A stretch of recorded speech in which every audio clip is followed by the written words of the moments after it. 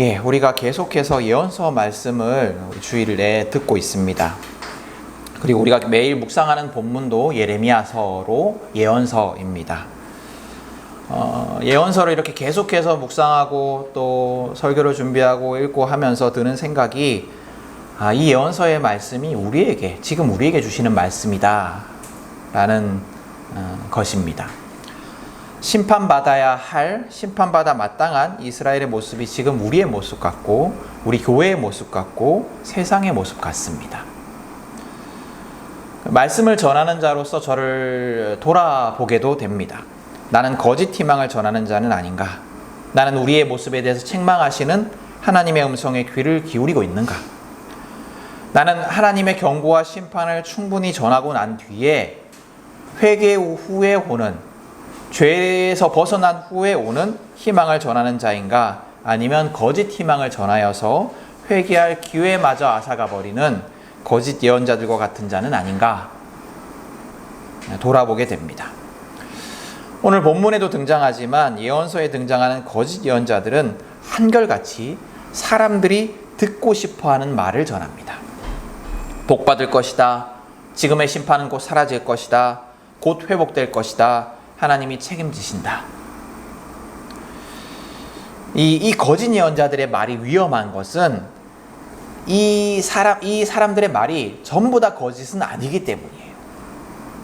그들은 절반의 진실만을 전합니다. 그들은 회개와 책망과 심판은 전하지 않습니다. 그저 복만 전해요. 그래서 그들은 회개할 기회마저 앗아가 버립니다. 그들의 말이 실제적으로는 거짓일지라도 진실이라는 포장지에 쌓여있기 때문에 절반의 진실이라도 담고 있기 때문에 사람들은 쉽게 속아 넘어갑니다. 그 말을 듣고 자신들의 심각한 상황은 깨닫지 못한 채 거짓 위안을 얻습니다. 위기 속에서도 고난 속에서도 안심을 주고 기분 좋아지게 만드는 말을 해주는 선지자들을 참 선지자다, 은혜로운 선지자다, 좋은 말씀을 전해주는 선지자다 라고 평가합니다. 여러분, 이게 중병에 걸린 사람들을 대상으로, 잘 낫지 않는 병에 걸린 사람들을 대상으로 확인되지 않은 의약품이나 식품을 파는 사람들이 있어요. 그 파는 것 자체는 문제가 아닌데 어떻게 얘기하면서 파냐면 이걸 먹으면 병이 낫는다 라고 얘기를 합니다. 또 심지어 이 약의 효과를 보기 위해서는 병원 치료를 중단해야 된다라고 얘기하기도 합니다. 병원 치료를 끊고 이거를 열심히 먹으면 다 낫는다. 치명적인 병에 걸린 사람들이나 잘 낫지 않은 병에 걸린 사람들, 그 가족들처럼 절박한 상황 속에 있는 사람들은 그런 약들의 희망을 걸어요. 그래서 약 자체가 몸에 나쁜 건 아니니까요. 식품들이 몸에 나쁜 건 아니니까라고 하면서 고액의 돈을 지불을 합니다. 근데 그런 약이, 그런 어떤 식품들의 그 희망을 거는 것이 치명적인 것은 터무니없이 비싼 돈을 지불하는 것 때문이기도 하지만 더 심각하게는 적절하게 치료받을 기회를 앗아가 버리기 때문이에요. 거짓 예언자들이 하는 일이 꼭 이와 같았습니다. 회개할 기회를 앗아가 버리는 거예요. 그러나 하나님의 말씀을 바로 전하는 선지자들도 있었습니다. 그들은 사람들이 듣기 싫어할지라도 심판받을 것이라는 하나님의 말씀을 전합니다. 오늘은 그 선지자들 중, 하나님의 참 선지자들 중 아모스가 전한 말씀입니다. 우리가 지난주에 살펴본 에스겔의 경우에 에스겔은 제사장 출신이었어요. 에스겔은 제사장 출신이었던 것에 반해서 오늘 성경의 선지자 아모스는 농사를 짓던 사람이었습니다. 전문적으로 말씀을 교육받은 사람이 아니라, 전문적으로 율법 그런 것들을 교육받은 사람이 아니라 그냥 농사를 짓던 사람이었습니다. 그는 또 남유다, 이제 북이스라엘과 남유다가 갈라져 있었는데 남쪽 유다 출신이었는데 하나님의 부르심을 받아서, 선지자로서의 부르심을 받아서 북이스라엘에 가서 그곳에서 하나님의 말씀을 선포합니다. 북이스라엘을 향하여서 선포된 하나님의 말씀이 기록된 것이 아모스서예요. 전체의 아모스서 중에서 오늘 본문은 아모스가 본 환상 이야기들 중에 한 부분입니다. 우리는 이제 세 번째 환상부터 읽었는데요. 앞선 두 개의 환상이 있어요. 이 두 개의 환상에 대해서 말씀을 드리면, 첫 번째 환상은 뭐였냐면 하나님이 보내신 메뚜기 떼가 땅 위의 모든 것들을 먹어 삼키는 그런 환상이었습니다. 곡식들 뭐 이런 것들을 다 집어 삼키는 거예요. 그래서 이때 첫 번째 환상에서는 아모스가 그 심판을 거둬달라고 하나님께 간청을 합니다. 그리고 하나님은 이 아모스의 간청을 받아들이십니다. 두 번째 환상은 뭐였냐면 하나님께서 불을 내리셔서 물을 바짝 말려버리시고 농경지까지도 살라버리시는 그런 환상이었어요. 이때도 아모스는 하나님께 간청을 합니다. 그 뜻을 돌이켜달라고 간청을 하고 하나님은 그 간청을 들어주세요. 그리고 오늘 읽은 본문의 세 번째 환상입니다. 오늘 본문에서, 오늘 환상에서 하나님께서, 오늘 읽은 우리 세 번째 환상에서 하나님은 다림줄을 보여주세요. 이 다림줄이 뭐냐면 이제 줄에다가 밑에 이제 무거운 추를 달아서 수직을 측정하는 거예요. 건축할 때 보면 요즘은 이제 레이저로 이렇게 측정을 하는데, 예전에는 그 이렇게 수직을 딱 맞춰서 거기에 맞춰서 이제 벽을 쌓는 거예요. 조적을 하는 거죠. 벽돌을 쌓고 이렇게 하는 겁니다. 기울어지지 않도록. 그래야지 건물이 무너지지 않으니까요. 그렇게 이제 똑바로 쌓을 수 있도록 수직을 측정하는 도구가 다림줄이에요.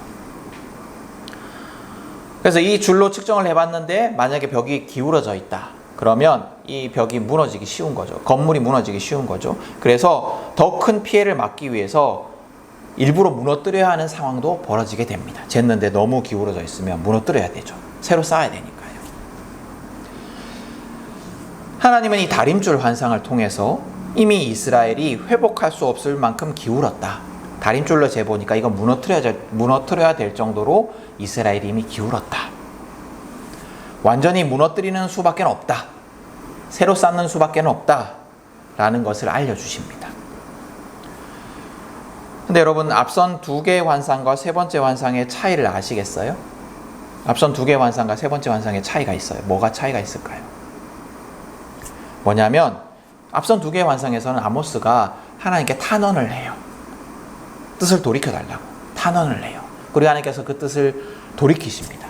근데 세 번째 환상에서는 아모스가 감히 탄원도 하지 못하고 하나님도 돌이키지 않으십니다. 그만큼 이스라엘의 상황이 절망적이라는 거예요. 세 번째 환상에 와서는 아모스도 감히 좀 용서해달라고 말할 수 없을 정도로 이스라엘의 상황이 심각해진 겁니다.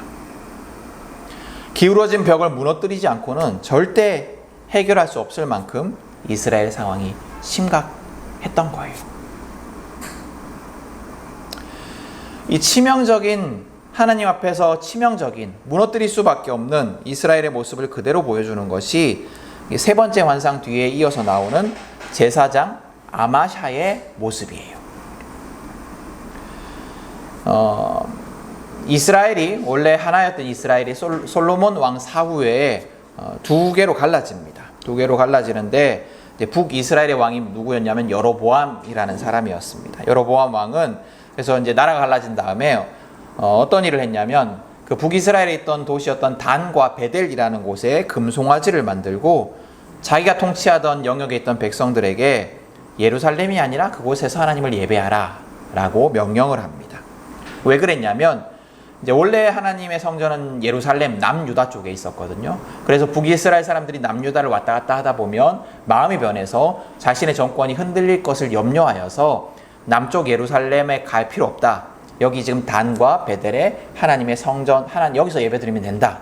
여기에 하나님의 성소가 있다라고 이제 얘기를 한 겁니다. 그래서 이제 그 단과 베델 중에 베델에 있던 제사장이 아마샤였어요. 근데 아모스와 아마샤의 대화가 적혀 있는데 그 대화를 보면 아마샤의 상태를 알 수가 있어요. 근데 그 모습이 심판받아야 할 북이스라엘의 모습과 매우 유사합니다. 먼저 아마샤가 어떤 사람이었냐면, 어떤 모습이었냐면, 첫 번째로는 진정한 왕이 누구인지를 알지 못해요. 진정한 왕이 누구인지를 알지 못해요. 아마샤는 하나님의 제사장이었어요. 예루살렘이 아니든 뭐 어떻든 간에 하나님을 예배하는 자였어요.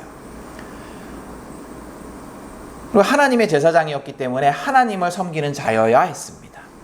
하나님을 왕으로 섬기는 자여야 했어요. 근데 하나님이 아니라 인간 왕 여로보암의 눈치를 보고 여로보암의 권력이, 여로보암의 힘이, 여로보암의 명령이 최종적인 권력임을 인정합니다. 그래서 그는 그 이스라엘의 멸망을 예언하는 아모스의 말을 듣고는 원래 하나님이 왕이심을 고백하는 제사장이었다면 어떻게 했어야 하냐면 이 아모스의 말을 듣고 하나님 옆에 나아가 회개하고 하나님 말씀을 자기도 전해야 했어요. 하나님 앞에서 이 백성의 죄악들을 회개해야 했어요. 대표해서. 그러나 이 아마샤는 그렇지 않고 어떻게 했냐면 여로보암 왕에게 아모스를 고발합니다. 여러분, 눈에 보이는 북이스라엘의 왕은 여로보암이에요. 여로보암 왕이에요. 그러나 그 왕을 세우신 분은 하나님이세요. 그것을 여실히 보여주는 것이 열왕기상 11장 내용이에요. 열왕기상 11장에 보면 하나님께서 여로보암을 택하셔서 왕으로 세우십니다. 그러니까 여로보암이 왕이지만 그 왕을 세운 분은 하나님이시고 그래서 진정한 왕은 하나님이시다라는 거예요. 그래서 제사장 아마샤는 여로보암의 눈치를 보는 것이 아니라 하나님의 뜻을 깨달아야 했습니다. 아마샤는 여로보암에게 아모스를 고발하는 것이 아니라 하나님께 이스라엘을 위해 탄원하고 이스라엘이 하나님의 뜻대로 돌이키게 하기 위해서 경고해야 했어요. 그러나 오늘 아모스의 입에서 나오는 말 속에서 하나님은 보이지 않고 여로보암 왕만이 보입니다. 북이스라엘이 꼭 아마샤 같았어요. 그들은 하나님이 왕이심을 기억하고 인정하며 하나님의 명령대로 하나님의 뜻대로 살기를 위해 애써야 했습니다. 인간 왕을 의지하는 것이 아니라 하나님을 주님이요 왕으로 의지하고 하나님의 기준으로 자신의 삶은 물론이고 세워진 왕 여로보암 왕의 행적까지도 판단해야 했습니다. 그러나 그들에게는 하나님이 아니라 여로보암이 왕이었어요. 심지어 하나님을 주님이요 왕이라고 그렇게 예배하면서도 말입니다. 그래서 그들은 아모스가 선포하는 그 회개의 말씀을 받아들이지 않습니다. 도리어 그 말씀을 거부하고 아모스를 쫓아내려고 합니다. 하나님이 왕임을 고백하는 자들이었다면, 하나님이 참 왕이심을 아는 자였다면 절대 할 수 없는 행동이죠.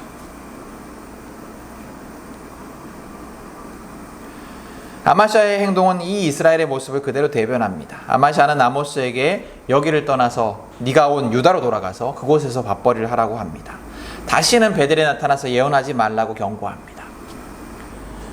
만약에 아마샤가 하나님을 진정한 왕으로 모시는 자였다면 이렇게 말하지 못했을 거예요. 아모스가 전하는 말이 진정한 왕이신 하나님의 말씀임을 깨달았을 것이고 경고를 그냥 물리치지 못했을 겁니다. 그러나 아마샤는 사람들이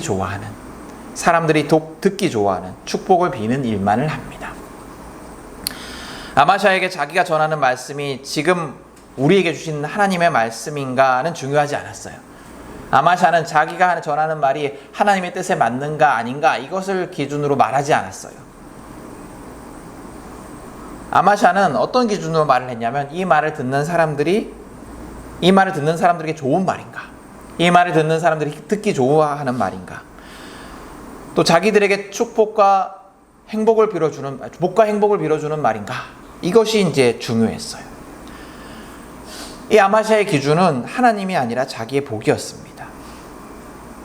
그리고 이 아마샤의 모습은 곧 이스라엘의 모습이었어요.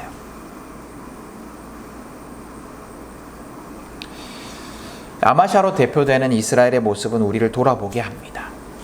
우리는 아모스서의 이스라엘과 다를까요? 우리도 하나님께 범죄하면서도 깨닫지 못하는 자들은 아닐까요? 우리도 회개의 기회를 차버리는 자들은 아닐까요? 우리도 듣기 좋아하는 말에만 귀를 기울이고 듣기 거북한 말, 듣기 싫은 말, 따르기 싫은 말에는 귀를 닫는 자들은 아닐까요? 또 여러분, 여러분의 진정한 왕은 누구십니까? 우리가 설교 시간에 자주 반복해서 제가 말씀을 드려요. 우리의 진정한 왕이 하나님이심을 고백하는 삶에 대해서 자주 말씀을 드리는데, 여러분의 진정한 왕은 누구십니까? 그냥 입술로 나의 왕 아니고 내 삶을 주관하시는 분, 내 삶을 결정하시는 분, 내가 그래서 온전히 의지하시는 분, 나의 삶의 결정권을 내어드리는 분이 누구십니까? 하나님이 맞습니까? 여러분, 우리는 하나님만이 나의 왕이심을 고백하며 하나님의 뜻에 복종하는 삶, 순종하는 삶을 살고자 애쓰고 계십니까? 우리는 하나님이 나의 생사화복을 주관하심을 믿고 헛된 것을 의지하지 않고 하나님만을 의지하는 삶을 살고자 애쓰고 있습니까?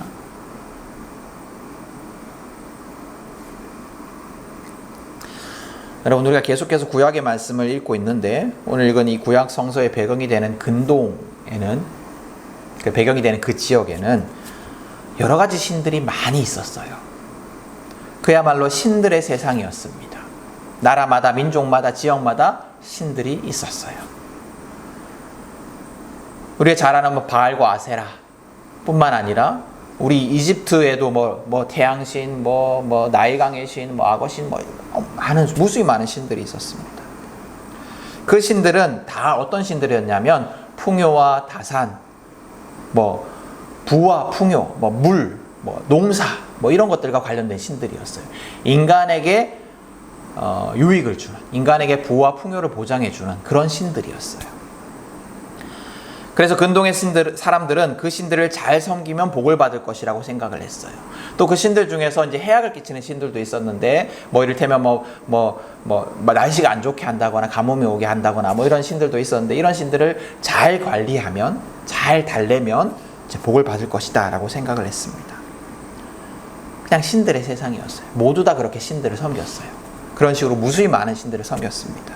그런데 하나님께서 그 사람들 중에서, 그렇게 무수히 많은 신들을 섬기는 사람들 중에서 이스라엘을 부르셔서 그 무수히 많은 신들은 무능한 신이다, 나 여호와 하나님만이 참 신이다, 그 신들과는 비교할 수 없는 큰 능력의 신이다 라고 가르치시며 하나님의 백성으로 삼아주셨습니다.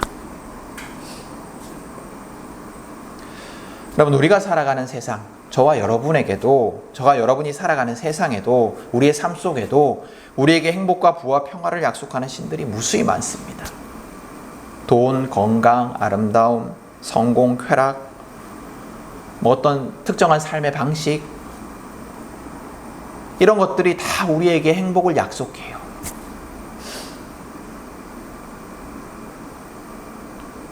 너가 돈이 이만큼 있으면 행복해질 거야. 너가 이만큼 건강해지면, 너가 이렇게 아름다워지면 행복해질 거야. 너에게 이런 어떤 인간관계가 생기면 행복해질 거야. 너가 이런 직책에 오르면 행복해질 거야.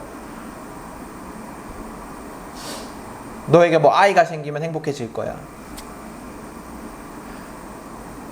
그 약속을 해요. 그리고 많은 사람들이 그 약속을 믿고 그런 것들을 섬기며 살아갑니다. 그런 신들을 섬기면 복을 받을 것이라 확신하면서 살아갑니다. 성경이 말하는 우상, 다른 신들은 다른 게 아니에요. 그런 거예요. 무슨 불교, 힌두교 이런 것들이 우리를 유혹하지 않아요. 이런 것들이 우리를 강력하게 유혹합니다.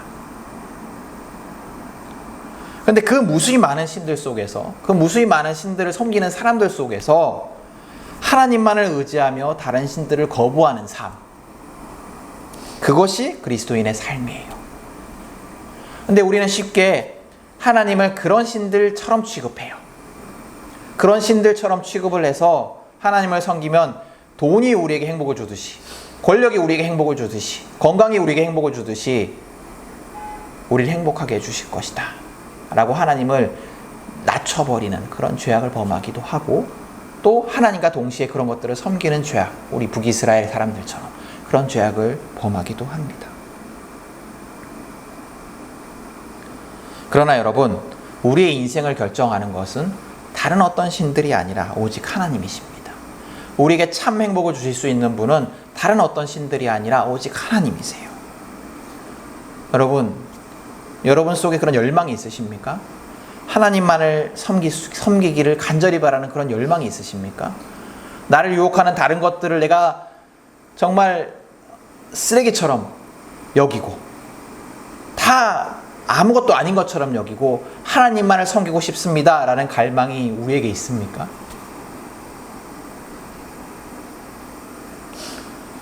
또 여러분, 오늘 아모스를 통해서 이스라엘에게 회개의 말씀이 선포되고 있는데 우리에게 회개의 말씀이 선포될 때 이 말씀을 나의 말씀으로, 우리의 말씀으로 받아들이고 있습니까? 우리의 삶을 돌이키라는 명령 앞에서, 우리의 죄를 지적하고 죄의 행동을 끊어버리라는 명령 앞에서 여러분, 우리는 어떻게 반응하십니까? 우리도 이스라엘처럼 그 말씀을 듣기 싫어하고 복을 약속하는 말씀, 평안을 약속하는 말씀을 듣고 싶어 하지는 않습니까?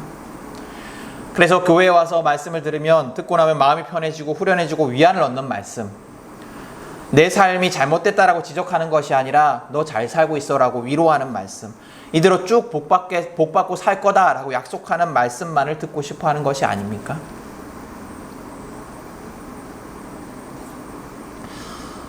예전에 어떤 목사님이, 이 목사님 오랫동안 성도로도 있었고 또 부교역자로도 섬겼던 교회 목사님의 설교를 평하는 그 말을 들은 적이 있어요. 아주 유명한 목사님이세요. 뭐 말만 하면 여러분들도 다 알만한 그런 유명한 목사님이신데요. 근데 그 목사님이 신무하던 교회는 서울의 중산층 이상 인텔리들이 많이 다니던 교회였습니다. 근데 그 목사님의 설교는 이제 어떤 설교냐면 일주일 동안 여러분들 잘 살아왔다. 일주일 동안 여러분들 수고 많았다. 이렇게 위로와 평안을 주는 그런 설교였다고 합니다. 주로 그런 설교였다고 해요. 그리고 이제 중상류층의 그 사람들의 어떤 그 동정심을 자극해서 선한 행동을 하고자 하는 그런 의지를 자극해서 어려운 이웃들을 많이 돕게 하는 그런 설교였대요. 그래서 사람들이 그 설교를 들으면 이제 좋은 일을 하게 되는 거죠. 헌금해가지고 누구를 돕고 이런 일을 하고 그러면서 기분이 좋아지는 거예요. 나 착한 일 했구나. 나 착한 일 했구나. 기분이 좋아지고 나 잘 살고 있구나. 이렇게 위로를 얻고 모두가 행복해지는 설교죠. 모두가 행복해지는 설교죠. 듣는 성도들도 위안을 얻어서 좋고 또 듣는 성도들의 그 어떤 헌신을 통해서 얻어진 그 귀한 재정을 가지고 많은 사람을 도와서 좋고 또 교회도 이제 그런 열정 있는 사람들이 계속 모여서 함께 예배드리니까 다 기분이 좋고 그러니까 교회도 분위기가 좋겠죠. 다 행복한 설교예요. 여러분들도 그런 교회 다니고 싶으시죠? 근데 수년을 다니면서 이 목사님 말씀하시기를 평신도로서 또 부교육자로 수년을 다니면서 내가 잘못 살고 있다라는 경고와 책망을 들은 적이 없대요. 내가 잘못 살고 있구나. 내가 잘못 살고 있구나. 이런 말씀을 들은 적이 없대요.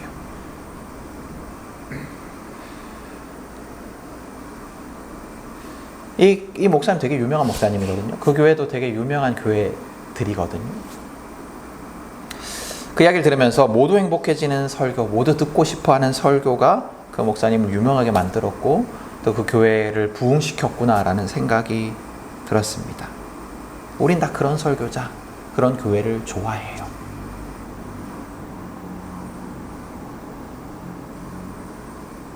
여러분들도 그런 건 아닙니까?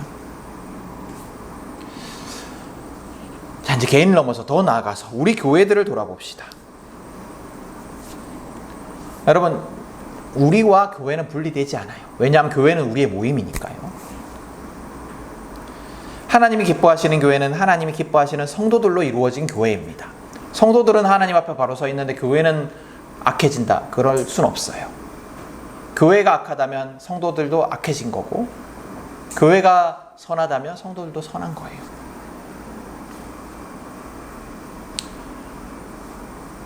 우리 교회를 넘어서 우리 한국의 교회들을 생각해 봅시다. 우리 교회들의 종교 지도자들은 목사 장로들은 교회를 이끌어가는 데 있어서 하나님만이 참 신이십니다. 하나님만이 우리의 왕이십니다. 라고 고백하고 있을까요? 인간의 생각이 아니라, 세상의 방식이 아니라 하나님의 뜻대로 교회를 이끌어가고 있을까요? 얼마 전에 코인 사기 의혹을 받는 회사에 대한 기사를 봤어요. 근데 놀랍게도 그 회사의 대표가 목사더라고요. 그 대표가 이제 교회를 하고 있더라고요. 교회 실제로 교회의 목사였어요. 근데 그 대표가 심호하는 교회는 헌금을 내면 코인으로 적립을 해주고, 또 교인들이 자기가 어떤 사업하는 것들을 가지고 오면 그걸 이제 코인으로 구매할 수 있게 해주고, 이렇게 하는 아주 기상천외한 교회였습니다. 설교 장면 클립도 잠깐 봤는데요. 대충 이런 식으로 코인으로 여러분들 확실하게 이 코인으로 돈을 벌 수 있습니다. 이거 그냥 계속해서 돈을 버는 아주 완벽한 구조입니다. 이렇게 얘기하면서 뭐라고 얘기를 하냐면, 복은 하나님이 주시는 겁니다. 아멘. 막장도 이런 막장이 없다라는 생각이 들었어요. 하나님의 이름으로 코인이라는, 부라는, 돈이라는 신을 섬기는, 하나님의 이름으로 말하고 하나님의 이름을 예배하고 있지만 사실은 돈이라는, 부라는 신을 섬기는 참담한 현장이었습니다. 금신상을 두고는 이게 하나님이다 라고 말하는 것과 같은 끔찍한 일을 목사라는 자가 하고 있었어요. 근데 여러분, 이건 아주 극단적인 예이지만 우리 교회들이 그런 교회들은 아닙니까? 하나님 잘 믿으면 부자 된다. 하나님 잘 믿으면 성공한다. 이것과 이게 뭐가 다르겠어요? 또 교회들이 땅 사놨는데 땅 폭등해서 투기됐다고 감사하다. 이런 교회가 교회이겠습니까? 하나님이 원하시는 교회겠습니까? 목사가 성범죄를 저지르고도 회개하지 않고 뻔뻔하게 반대하는 교인들을 쫓아내기도 합니다. 장로가 헌금을 횡령하고 책임도 지지 않고 사라집니다. 저는 이런 우리 한국의 교회들을, 모든 교회는 아니겠지만 이런 교회의 모습을 하나님이 다림줄로 재어보신다고 하면 가망이 있을까라는 생각이 듭니다. 하나님이 무너뜨리지 않으실까라는 생각이 듭니다. 우리의 교회들은 이스라엘처럼 망해야 하고 심판받아야 하는지도 몰라요. 우리가 그 과정 속에 있는지도 몰라요. 교회마다, 성도마다 삶을 돌아보는 진지한 성찰은 없고, 하나님이 진정한 나의 왕이신가, 하나님이 진정한 왕이심을 내가 삶으로 고백하고 있는가에 대한 처절한 물음과 고민은 없고, 교회 안에 그런 고민이 없고 그저 자녀 잘 되고 부자 되고 건강해진다라는 허망한 약속들만 떠돌아다닌다면, 거짓 예언자 아마샤가 한 것처럼 그런 허망한 약속들만 떠돌아다닌다면 그게 하나님의 교회겠습니까? 전 예언서를 보면서 정말로 간절히 그런 마음이 들어요. 제발 이러지 않았으면 좋겠다. 제발 이런 교회들이 아니었으면 좋겠다. 우리 교회가 그렇지 않았으면 좋겠고 우리가 그렇지 않았으면 좋겠다. 또 혹 그렇더라도, 지금 모습이 그렇더라도 교회 지도자들이 돌이켰으면 좋겠다. 그렇지 않다면 우리가 우리 교회들을 두고 아무리 간절히 탄원한들 하나님의 심판이 비켜갈 수 있겠습니까?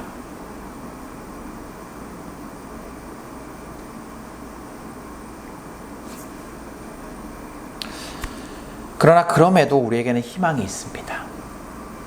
설령 한국교회가 혹은 우리가 하나님의 심판을 받아 마땅한 자들이다 할지라도, 그럼에도 그것과 상관없이 하나님이 우리를 사랑하시기 때문이에요. 하나님의 백성을 사랑하시기 때문이에요. 그럼 8절을 한번 보세요. 8절을 보시면, 8절 중반부부터 보시면 이렇게 기록되어 있어요. 내가 나의 백성 이스라엘의 한가운데 다림줄을 드리워 놓겠다. 내가 이스라엘을 다시는 용서하지 않겠다. 하나님의 무서운 심판의 말씀이에요. 다시는 용서하지 않겠대요. 하나님은 다시는 이스라엘 용서하지 않겠대요. 심판하시겠대요.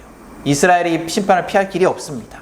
그러나 이렇게 하나님이 무서운 심판을 선언하시면서도 뭐라고 말씀하시냐면 이스라엘에 대해서 나의 백성 이스라엘, 나의 백성 이스라엘. 여러분, 우리의 가장 심각한 죄도 하나님의 사랑보다 클 수는 없습니다. 하나님은 그럼에도 불구하고 이스라엘이 나의 백성이라는 것을 포기하지 않으십니다. 그래서 우리에게는 우리가 가장 끔찍한 죄악 가운데 있을지라도 희망이 있습니다.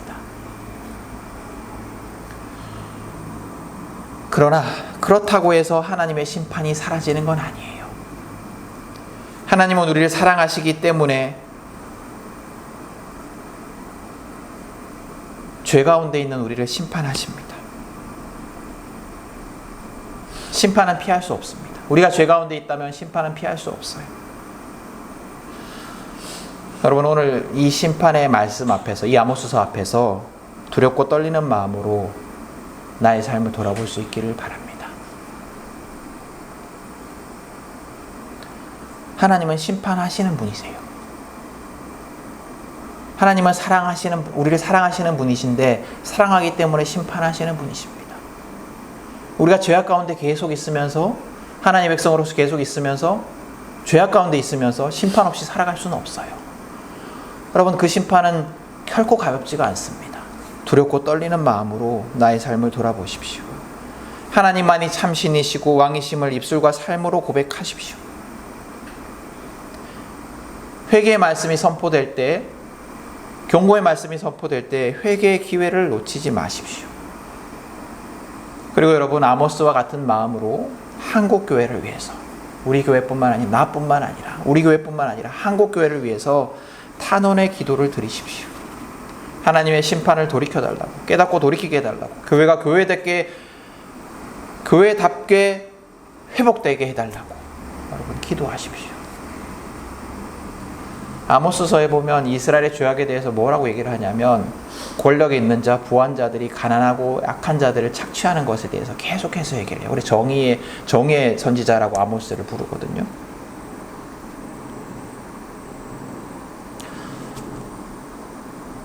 한국 교회가 권력을 자꾸 추구하고 부자가 되는 것에 대해서 집중하고, 이런 모습들이 너무 이 북이스라엘 모습과 다르지가 않다라는 생각이 들어요. 두렵고 떨리는 마음으로 기도해야 되는 것 같아요. 교세가 줄어들고 있고 교회가 줄어들고 있고, 이게 하나님의 심판의 시초가 아닐까라는 생각이 들 정도로 그런 생각이 듭니다. 여러분, 그러나 돌이키는 우리를 통해서 우리의 삶이, 그리고 우리가 속한 교회가 회복될 수 있기를, 돌이킬 수 있기를 간절히 바랍니다. 저와 여러분이 돌이키면, 우리 교회가 돌이키면 한국 교회가 돌이킬 수 있는 거예요. 이 예배 시작 전에 최근에 이제 그 위러브라는 그 찬양팀이 앨범을 냈는데, 아마 이제 실황 앨범 같은 것 같았어요. 그래서 1시간짜리 찬양 영상을 봤는데, 아마 제가 보니까 그 찬양의 배경이 무너진 이스라엘이었던 것 같아요. 그래서 찬양 속에서 하나님의 회복하심을 대해서 찬양을 하는데, 제가 그 찬양을 보면서 정말 그랬으면 좋겠다. 정말 우리가 회복되어서, 우리의 삶이 회복되어서, 하나님의 심판이 끝나고, 우리가 죄악 가운데 있다면 심판을 피할 수 없다라면 그 심판이 끝나고 우리의 삶이 회복되어서 하나님이 우리를 일으켜 주신다, 감사하다, 찬양할 수 있는 그런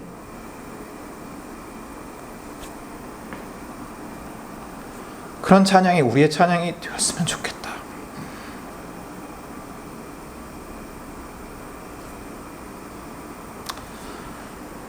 라는 생각이 들었습니다.